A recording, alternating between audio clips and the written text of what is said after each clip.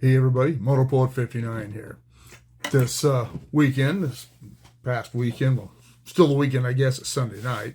Anyway, Jennifer and I went down to Paris, California to the Southern California Railway Museum and did the Fred Harvey experience.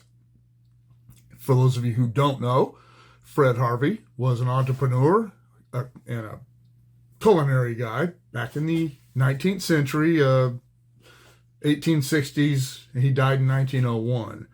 But anyway, he started what were called the Harvey houses, and he was tied in with the Santa Fe Railroad, and at most of the major stops along the Santa Fe system between New Mexico and California, they would have what was called a Harvey house attached to the depot, and was high class, 5-star dining.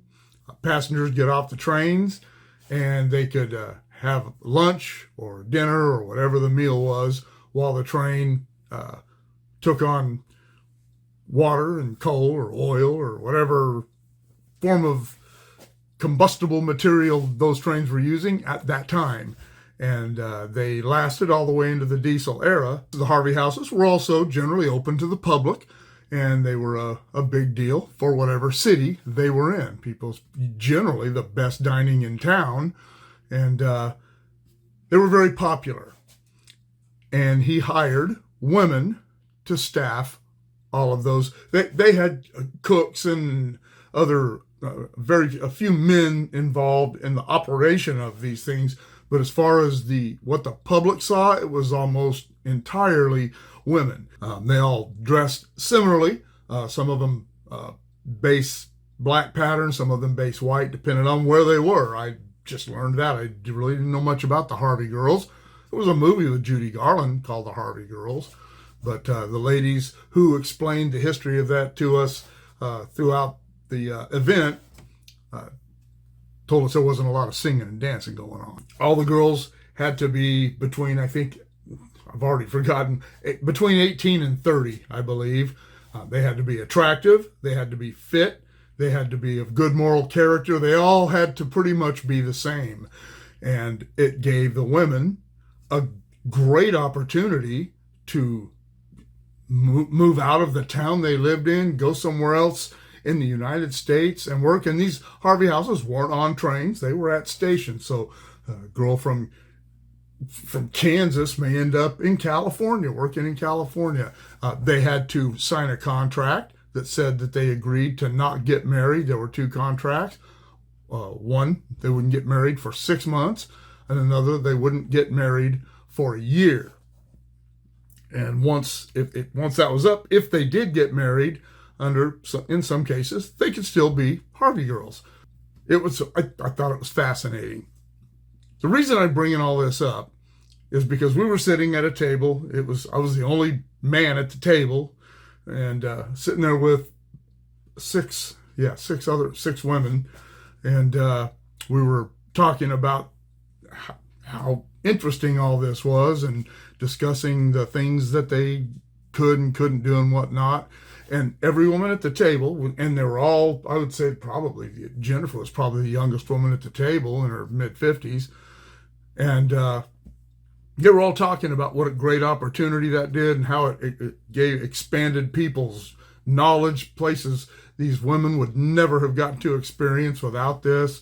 And then some of them went on to work at the Harvey houses and retire from them and moved into other careers with railroads or wherever, but it gave them all these opportunities.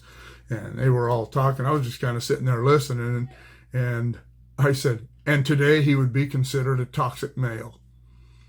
And that's a fact. And they all agreed with me, every one of them. And I don't know what their politics were, but they all agreed with me. They said, you're absolutely right.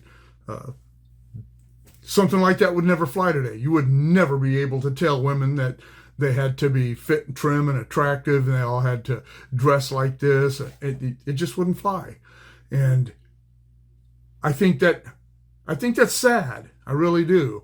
I go to businesses every once in a while now, and I see the women who work there, and I'm appalled. I cannot believe how some women think it's okay to dress working in a public job. Hey, you want to dress to the nines and put on 3-inch eyelashes and cover yourself with makeup where you can't even tell what race you are? All this other crazy stuff that women do today, you're going to do that on your own time, go do it. But on my dime, we'll have a dress code. I'm not saying I would make everybody dress exactly the same, but hey, you go somewhere like Black Angus, nice steakhouse here in Bakersfield. The waiters and the waitresses all dress pretty much alike. They don't get to wear whatever they want and come in these tight clothes with their girls with their boobs hanging out or any of that. They all dress nicely. Society today has given the green light for not just women, but for people to do anything they want to do, wherever they want to do. And if somebody doesn't like them, they start calling them racists or sexists or thisists or thatists. I've done videos about that in the past. There's nothing toxic about decorum. There's nothing toxic about dressing reasonably or behaving reasonably when you're at work. Hey, you want to go out? Like I said, you want to go out and raise hell, go ahead. I guess the whole thing is that someone like Fred Harvey, who gave over 100,000 women worked for Fred Harvey at one time or another over the course, now I can't even remember, 1883? I can't remember now, 1883 till 1968. And imagine how many of those women would never even have left their hometown. The toxic male would have been the husbands of those women or the fathers of those women who never allowed them to leave and told them they couldn't do anything and held them back and said that they would never do anything but be barefoot and pregnant. I hate the term toxic male, but that would be a lot closer. Their family would be a lot closer to that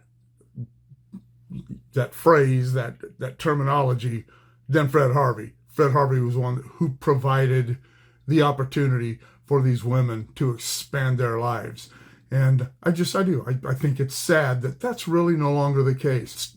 And the same thing happened with stewardesses. They were able to go places and do things they otherwise would have never had the opportunity to do. And the people who gave those women those opportunities, Fred Harvey, Juan Tripp, Howard Hughes, would be considered toxic males today for having given them that opportunity. What do you think about that? Let me know in the comments below. All right. Well, I guess I'll see you on the next one.